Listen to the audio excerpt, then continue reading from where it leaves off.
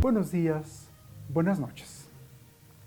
Los videos nuestros en general han estado dedicados y seguirán estándolo a la ciencia en general.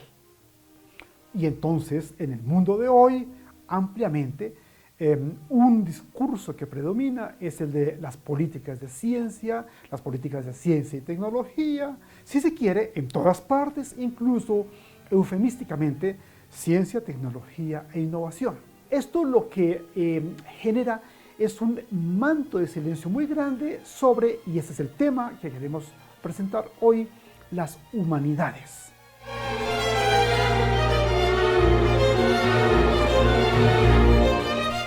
Quisiéramos ocuparnos brevemente del origen y el sentido particularmente de las humanidades.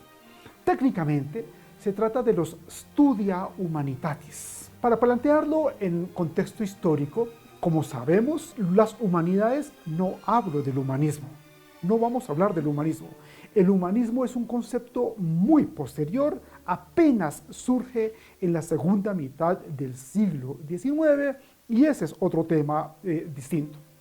Las humanidades, no hay un corpus, un canon de las humanidades, emergen gracias a Petrarca, a quien conocemos mucho mejor por los poemas, pero, y esto es muy interesante, uno de los géneros propios del discurso y de los textos de los humanistas, mejor, de las humanidades, ¿cierto?, era el género de las cartas, y nacen a partir de una, puntualmente dicho, dúplice circunstancia.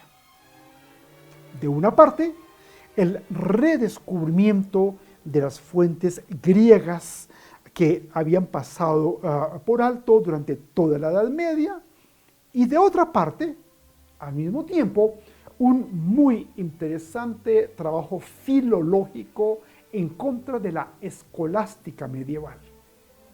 Petrarca, Telesio, el propio Bruno, naturalmente Valla, Ficino, son los padres de los Studia Humanitatis, que se articulan en 5 capítulos, en 5 temas. El orden no importa. La retórica, la gramática, la poética, la historia y la filosofía moral. El debate con respecto a la escolástica es muy claro. De un lado, aunque no todos coinciden en ese punto, se trata de una sospecha, un recelo, un rechazo en algunos de ellos del aristotelismo, y es suficientemente conocido, las humanidades surgen a partir del redescubrimiento del pensamiento griego, puntualmente de Platón.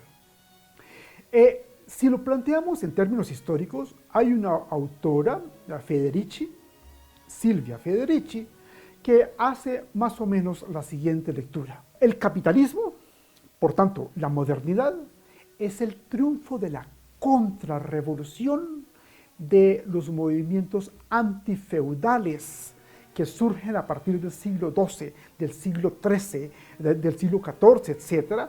Como sabemos, Petrarca se sitúa exactamente en el siglo XIII y es la génesis de las humanidades y es lo que tenemos. Yo podría decirte, no te lo voy a decir, que entonces, por derivación, las humanidades serían el punto de avanzada que se correspondería en esta lectura particular con un rechazo a las estructuras de pensamiento, a las estructuras de poder, a los discursos y demás del medioevo, históricamente, sociológicamente hablando, del feudalismo, y entonces la idea es muy sugestiva, la ciencia, que es lo que termina triunfando, es el rechazo de las humanidades. Eso no te lo voy a decir, porque efectivamente, hasta el día de hoy, las humanidades aparecen en un segundo, en un tercer plano. Sin pesimismos, la crisis grande que hay allá afuera es la crisis de las humanidades. Eso está suficientemente conocido, la escisión entre las dos culturas, humanidades y ciencia, y desde luego la imposición del discurso y la razón científica como hegemónica y dominante, a pesar de, en contra de, lo que nos interesa el día de hoy, los studia humanitatis. Sin que haya un corpus común, el denominador mínimo común de las humanidades, a partir de esos 5 elementos, retórica, gramática, poética, historia y filosofía moral, es el cuidado del lenguaje y del discurso, el redescubrimiento de la naturaleza, y este es el tema muy importante, la posibilidad, en contraste con el medioevo y la escolástica, de que cada quien, Juan, Enrique, Pedro, Susana, Teresa, tengan una voz propia. El valor de las humanidades consiste en un mundo que pide pertenencia, lealtad, sentido de fidelidad, institucionalidad, etc., la posibilidad de que cada quien tenga una voz propia. Las artes, la música, la literatura, la poesía, campos de las humanidades, justamente invitan a eso. Sin pesimismos, la inmensa mayoría de la gente no tiene una voz propia. Tiene una voz institucional, una voz corporativa, una voz, si tú lo quieres, común, y ellos se vuelven anónimos. Es apasionante. Porque esto se corresponde con la historia del 400 y del 500, genéricamente hablando del Renacimiento. Primera y única nota de pie de página. Hubo varios renacimientos. El renacimiento del siglo XII, el renacimiento del 400 y el renacimiento del 500, de los años 1400, de los años 1500. Cierro la primera nota de pie de página. Es justamente el invento, el descubrimiento del individuo, no del individualismo, ese es otro problema, sino del individuo, de cada quien, de cada uno, en medio justamente de los estamentos feudales, estamentos eclesiales, estamentos nobiliarios, la posibilidad de reconocimiento de cada quien y de cada uno.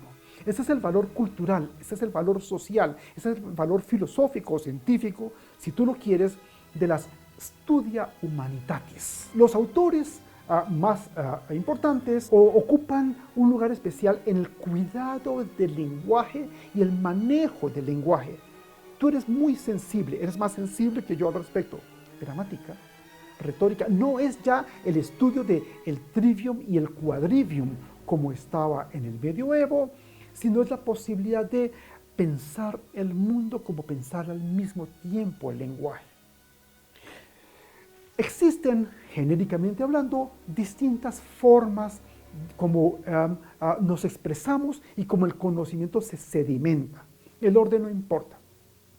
Históricamente hablando, cronológicamente hablando, las formas como el conocimiento se sedimenta son, 1, el aforismo. Pensemos, por ejemplo, en la antigüedad en los presocráticos. Pensemos posteriormente en autores como Nietzsche, el aforismo. 2, el diálogo. Naturalmente, hasta el día de hoy, el mejor ejemplo, hay otros, es Platón. 3, la escritura en tercera persona, eso es Aristóteles, ¿cierto? Es la forma de los artículos científicos, de los papers, de los trabajos académicos, etcétera, imperantes hoy allá afuera. 4, el ensayo, descubierto manifiestamente por Montaigne. América Latina es una potencia universal en ensayo. Fantástico. Y 5, es muy interesante, las cartas y los discursos. Hoy las cartas y los discursos están en un lugar muy secundario, análogamente a como las humanidades están en un lugar muy secundario en el imaginario social, en el imaginario político institucional. Las studia humanitatis, las humanidades, constituyen el momento de inflexión de un mundo que está muriendo y de un mundo que no termina de nacer.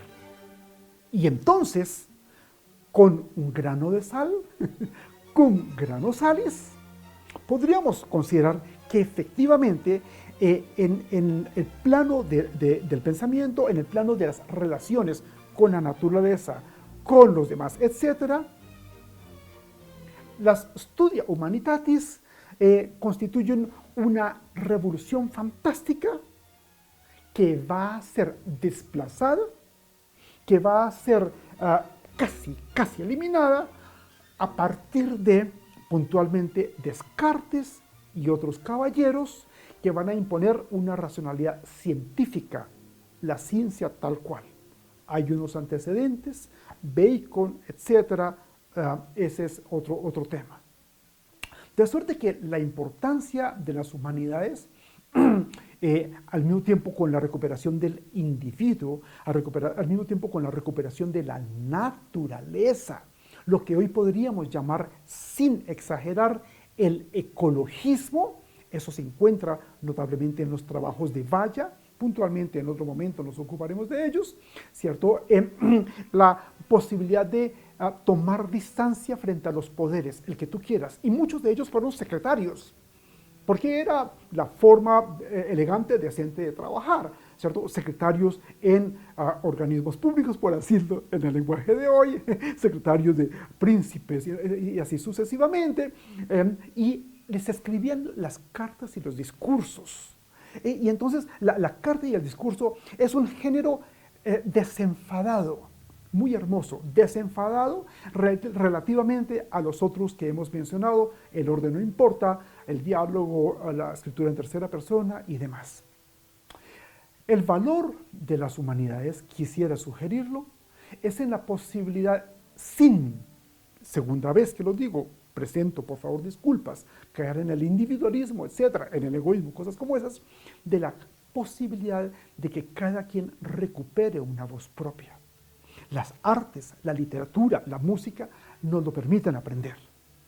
Yo soy un gran escritor, yo soy un gran poeta, yo soy un gran músico, quien quiera que diga yo, en el momento en que logro decir algo que nadie había dicho. 1, 2, en el momento en el que logro decir algo de una manera en la que nadie más lo había dicho.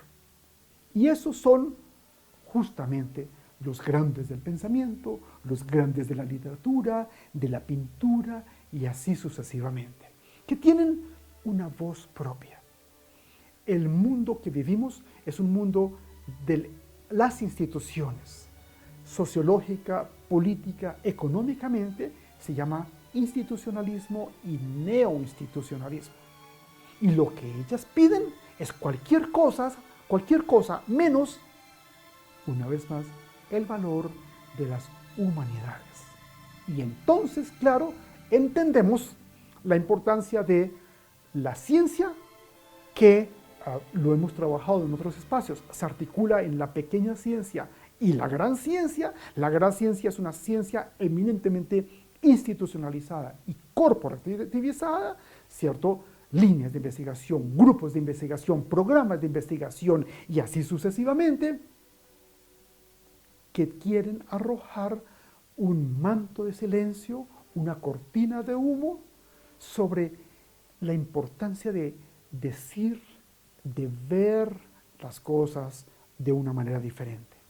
En el espectro artístico hay un autor que tú y yo no hemos leído, muy importante, que se llama Panofsky. En el plano de las artes hay un autor que tú y yo no hemos leído, que se llamaba Panofsky, Erwin Panofsky, que en el plano de las artes hace exactamente más o menos este recorrido que te estoy mostrando. Y solo para decirlo de manera puntual y un poco de pasada, ¿sí? Aparece una figura como Brunelleschi, que es quien inventa, descubre la perspectiva. ¿Y qué es la perspectiva? El hecho de que el mundo tiene un punto de vista singular que es el mío, es el tuyo, es el de él o el de ella. Y esa perspectiva implica la posibilidad de tener una voz propia. Humanidades, Studia Humanitatis, que debemos poder recuperar absolutamente. En el marco grueso, con esto quisiéramos terminar, en el marco grueso de lo que les interesa, que es complejidad, ciencias de la complejidad, complejidad del mundo, se trata de la articulación entre humanidades y ciencia. Y esa simetría, ese balance dinámico es el que nos permite, que es lo que nos interesa verdaderamente, una buena comprensión y una buena explicación del mundo, de la naturaleza y de tu vida y la mía. A ustedes por su atención, muchas gracias. Buenos días, buenas noches.